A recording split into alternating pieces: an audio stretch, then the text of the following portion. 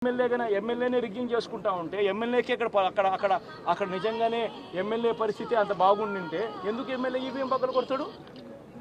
అక్కడ పరిస్థితి బాగలేదనే కదా, అన్యాయం చేస్తూ ఉన్నారనే కదా.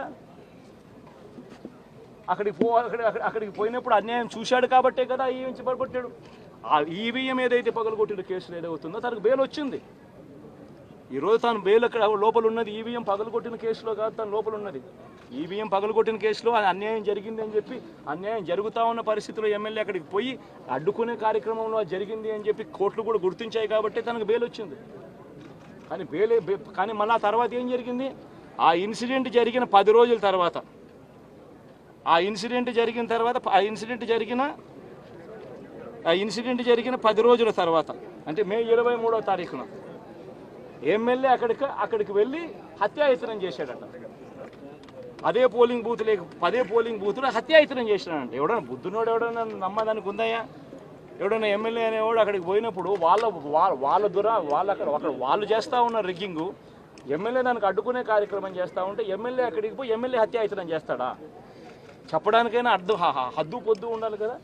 10 రోజుల తర్వాత ఎమ్మెల్యే హత్యాయత్నం చేశాడని చెప్పి కేసు పెడతారు 10 రోజుల తర్వాత.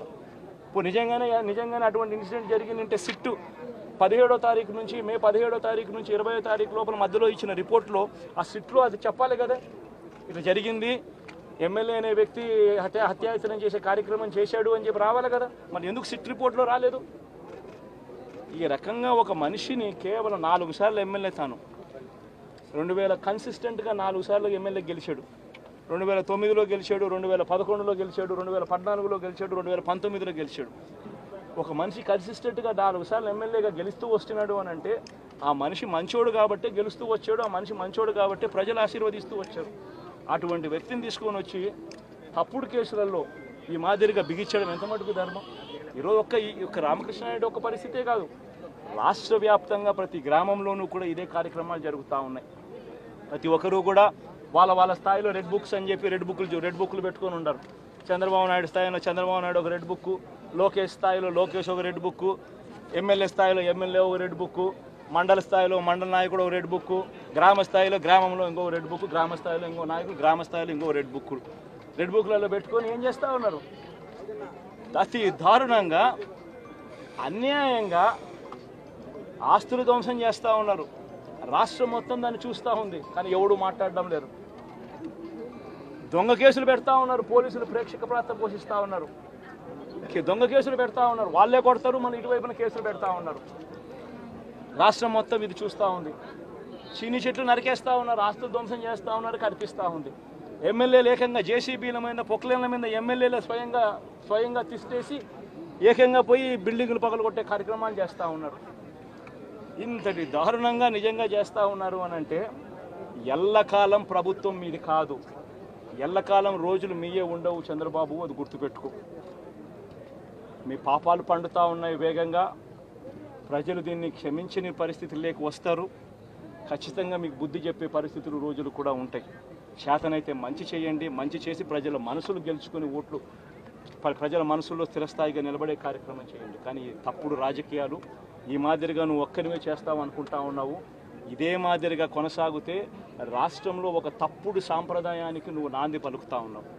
నువ్వు వేసే ఈ బీజం, నువ్వు వేసే ఈ తప్పుడు సాంప్రదాయం, రేపొద్దున నువ్వు వేసే ఈ బీజం చెట్టు అవుతుంది. రేపొద్దున నువ్వు ఏదైతే ఇత్తుతావో అదే పండుతుంది. రేపొద్దున మళ్ళీ మీ గ్రామాలలో మీ కార్యకర్తలకు ఇదే పరిస్థితినే ఇదే మాదిరిగానే మళ్ళీ జరిగే కార్యక్రమాలు కూడా జరుగుతాయి. అటువంటి తప్పుడు సాంప్రదాయాలు దయచేసి ఇప్పటికన్నా ఆపండి. నాయకులుగా ఉన్న మనలాంటి వాళ్ళం ఇలాంటివి ప్రోత్సహించకూడదు. ఇలాంటివి ఎవరు తప్పు చేసినా తప్పు అని చెప్పే కార్యక్రమం నాయకులుగా మనం చెయ్యాలి. కానీ దగ్గరుండి ఈ మాదిరిగా ప్రోత్సహించడం అతి దుర్మార్గమైన కార్యక్రమం. దయచేసి దీనికి ఫుల్ స్టాప్ పెట్టే కార్యక్రమం ఖచ్చితంగా చెయ్యండి చంద్రబాబు అని చెప్పి సందర్భంగా మరొక్కసారి చంద్రబాబును ఈసారి హెచ్చరిస్తున్నామని కూడా చెప్తా ఉన్నాం.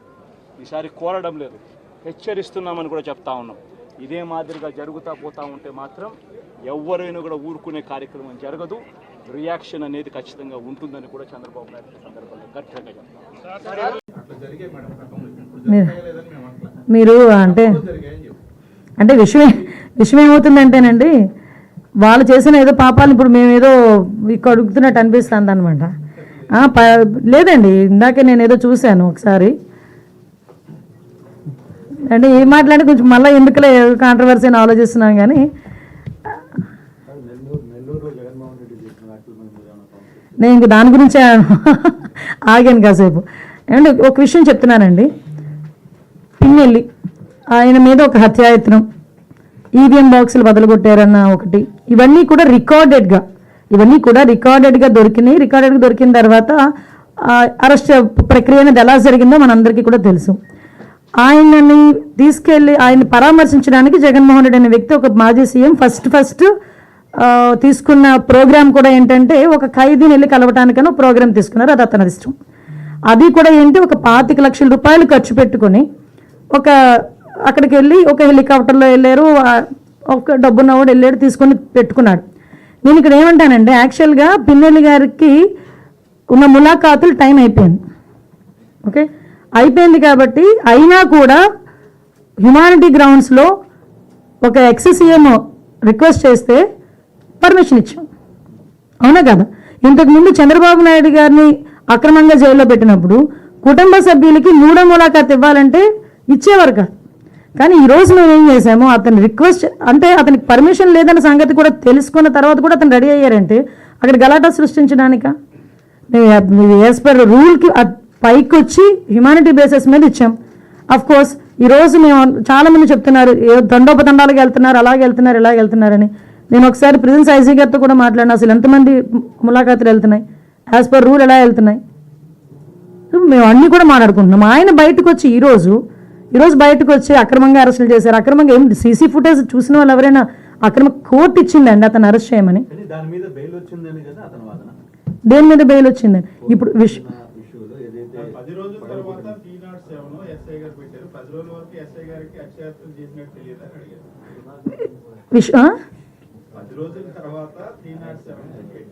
అవును.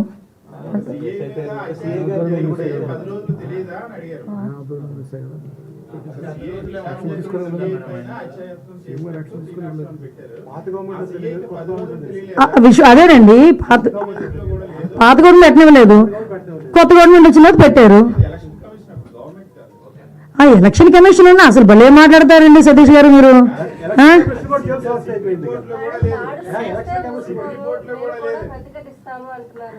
దాడులు ఎవరు చేశారు ఈ రోజుకి నాకు చెప్పండి? దాడులు ఎవరు చేశారు? దాడులు చేసినట్టు ఎక్కడైనా రికార్డెడ్గా ఉన్నాయా? ఎవరైనా కంప్లైంట్ ఇచ్చారా? ఏదైనా త్రూ రూల్ ప్రకారం చేస్తున్నాము.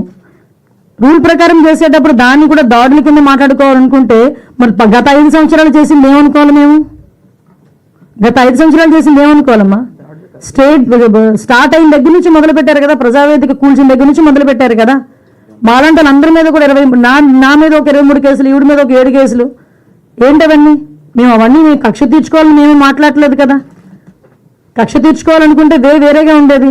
కానీ ఈ రోజుకి కూడా మేము పబ్లిక్ చెప్తున్నాం, చూపిస్తున్నాం, ఇది ఇలా జరుగుతుంది అని చూపిస్తున్నాం. దానికి ప్రతీకార దాడులు ఎక్కడ జరిగినాయని? ప్రతీకార దాడులు అంటే రెచ్చగొడుతున్నారా ఈరోజు వచ్చి? మళ్ళీ ప్రజల్లోకి వెళ్తానంటున్నాడు. సో మళ్ళీ మీరు అంతకుముందు చంద్రబాబు నాయుడు అడ్డుకున్నట్టుగా ప్రభుత్వం అడ్డుకునే ప్రయత్నం చేస్తారు. అసలు పోతాడా? యాడి నుంచి యాడికి పోతాడు? టిట్కో ఇల్లు ఇవ్వకుండా నువ్వు నేను మంచి చేస్తానని చెప్పగలడా? అన్నా క్యాంటీన్లన్నీ రద్దు చేసి అన్నా క్యాంటీన్లు పక్కన కొట్టి నీకు అన్నం పెట్టాడని చెప్పగలడా? రోడ్లు సరిగ్గా ఇవ్వకుండా నీకు నేను ఆటోలు ఇచ్చాను, 10,000 రూపాయలు డబ్బులు ఇచ్చాను చెప్పగలడా? ఏ పక్క నుంచి నీకు నేను మంచి చేశానని చెప్పగలడు? ఒక మాట, చిన్న మాట ఇది. ప్రతిసారి జగన్మోహన్ రెడ్డి నేను మీకు మంచి చేస్తుంటే ఓటేయండి అన్నాడు. మంచి చేయలేదు కాబట్టి ఓటేయలే, ఓడిపోయాడు. ఇంకా దానికి no more questions, no more answers. నేను మీ కుటుంబాల్లో మంచి చేస్తుంటే ఓటేయండి అన్నాడు, ఓటేయలే, ఎందుకంటే మంచి చేయలే. రెండో పాయింట్, నీ బిడ్డ 99% అన్నీ కంప్లీట్ చేశాడు అన్నాడు. నేను ఈరోజు మాట చెప్తున్నా, 99% అన్నాడు, మిగతాది 1% ఉంది కదా. ఆ 1% ఏమనుకుంటున్నారు? ఏమన్నా సంపూర్ణ మద్యపాన నిషేధం అన్నావు, మరి చేయలేదంటే అదే 1% అంటాడు, అదే 1% అంటాడు. టిట్కో ఇల్లు ఇస్తా అన్నావు అంటే అదే 1% అంటాడు. తర్వాత వచ్చేసి పోలవరం ప్రాజెక్టు ఫ్రీజ్ చేస్తా అన్నావు కదా, అదేంటంటే నేను చెప్పాను కదా 1% చేయలేదని, అదే 1% అంటాడు. ఏదైతే మేనిఫెస్టో పెట్టి ఏదైతే మెయిన్గా చేయలేదో అవన్నీ ఆ 1% వదిలేడు చూసారా, ఆ 1%లో దోసేస్తాడు. అంటే ఒరిజినల్ చెప్పాల్సింది ఏంటంటే చేసింది 1%, చెయ్యనివి 99%. బిడ్డ బటన్ నొక్కితే నేరుగా అన్నాడు. ఈ జనసేన కార్యకర్తలు, బీజేపీ మద్దతుదారులు, టీడీపీ ఓటర్లందరూ కూడా బటన్ నొక్కితే నేరుగా పోయి సైకిల్ మీద పడి బెల్ల కొట్టుకొచ్చింది. కొన్ని పోయి గ్లాసులో పెట్టి టీ తాగినారు, ఇంకొక కమలం పెట్టుకొని మంచిగా సువాసన పీల్చుకున్నారు. ఈరోజు కొడాలి నాని అనేవాడు అన్నా మొత్తం చూడు, మొత్తం ఉన్నాయి, అర్థమైంది. ఇదిగో నీ ఆవేదన నాకు తెలుసు. ఈరోజు టీడీపీ జనసేన గెలిచిందంటే అదే. ఆర్పి గారు, ఇది లాస్ట్ క్వశ్చన్. వాళ్ళు అంత అయిపోయినా ఇంత జరిగినాక కూడా బయటకు వచ్చి మాట్లాడతాం, ప్యాలెస్ లో జరిగింది ఏమి లేదు, అది దాని ఒక అద్భుత కట్టడం అని చెప్పి చెప్తా ఉన్నారు. కానీ నిజంగా ఇంకా వాళ్ళకి బుద్ధి వచ్చింది అనుకుంటారా అనుకుంటారా? మీ ఒపీనియన్ ఎవరికి? ఇప్పుడు ఉన్నటువంటి వైసీపీ నాయకులు కావచ్చు, రోజా గారికి, ఎందుకంటే వాళ్ళే ఫస్ట్ మాట్లాడేది. వైసీపీ నాయకులకి బుద్ధి లేదు. బుద్ధి ఉంటే బుద్ధి వస్తుంది వాళ్ళకి. కొడాలి నానికి కానీ, పేరు నానికి కానీ, వల్లభనేని వంశీకి కానీ, ఇక్కడ చూస్తే మా నెల్లూరు గాడిద అనిల్ కుమార్ యాదవ్ కానీ, బొత్స సత్యనారాయణ కానీ, అది చేసినాడు ఆయనకి కానీ, ఎవ్వరికి కూడా ఏ రోజుడికి బుద్ధి రాదు, బుద్ధి లేదు, వాళ్ళు బుద్ధి నేర్చుకోరు. బుద్ధి ఉన్నవాడెవడు వైఎస్ జగన్మోహన్ రెడ్డి ప్రభుత్వంలో ఉండడు. బుద్ధి లేని వాళ్ళే వైఎస్ జగన్మోహన్ రెడ్డి ప్రభుత్వంలోనే ఉంటారు. వాళ్ళు ఎప్పటికీ తెలుసుకోరు. ఒకటి గుర్తుపెట్టుకోండి, మనం రోబో ఫస్ట్ పార్ట్ చూసాం, రోబో 2.0 చూసాం. చిన్న రోబోలు వస్తాయి అంటే కదా అని, అదేనా 2.0. ఆ చిన్న రోబోలే ఈ పేరు నాని, కొడాలి నాని, వల్లభనేని వంశీ, మిథున్ రెడ్డి, వైవి సుబ్బారెడ్డి, బొమ్మన కరుణాకర్ రెడ్డి, అనిల్ కుమార్ యాదవ్, ఇక్కడ చూస్తే విడుదల రజని, వీళ్ళందరూ దోరపూడి చంద్రశేఖర్, రోజా, వీళ్ళందరూ ఎవరంటే రోబో. పెద్ద రజనీకాంత్కి చిన్నవి ఉంటాయి చూడు, వీళ్ళందరూ. అతని బుద్ధి సందర్భంగా మీరు ఏ రకంగా అయితే ఎన్నికల్లో అభిమానం చూపించి మెజారిటీ ఇచ్చారో అదే అభిమానంతో ఇవాళ కోడే ప్రసాద్ గారు మనందరికీ అండగా నుంచున్నారు. భవిష్యత్తులో కూడా ఇలాగే కలిసికట్టుగా ఉండాలని చెప్పి కూడా మిమ్మల్ని అందరినీ కోరుకుంటూ, ప్రజల కోసం పోరాడితే తప్పకుండా ప్రజలు గుర్తుంచుకుంటారని చెప్పని ఒక ఉదాహరణ కీర్తిశేషుడు వంగవీటి మోహన్ రంగా గారు. ఇవాళ ఎన్నిసార్లు చేశారు పదవులు అలంకరించారని చెప్పని ముఖ్యం కాదు, చేసిన కాలంలో ఎంతమందికి తోడుగా నుంచున్నారు, ఎంతమంది తరపున పోరాడారని చెప్పని ఒక చరిత్రలో ఆయనకు స్థానం సంపాదించిన వ్యక్తి కీర్తిశేషుడు వంగవీటి మోహన్ రంగా గారు. ఆయన కేవలం 3.5 సంవత్సరాల పాటే శాసనసభ్యుల కింద ఉన్నారు. ఆయన భౌతికంగా మన నుంచి దూరం అయ్యి 3.5 దశాబ్దాలైనా సరే ఇవాళ కూడా ప్రతి ఒక్క చాట ఆయన విగ్రహం ఏర్పాటు చేస్తున్నారని చెప్పంటే ప్రజల తరపున నుంచున్నారు కాబట్టి ప్రజలందరూ గుర్తుంచుకున్నారు.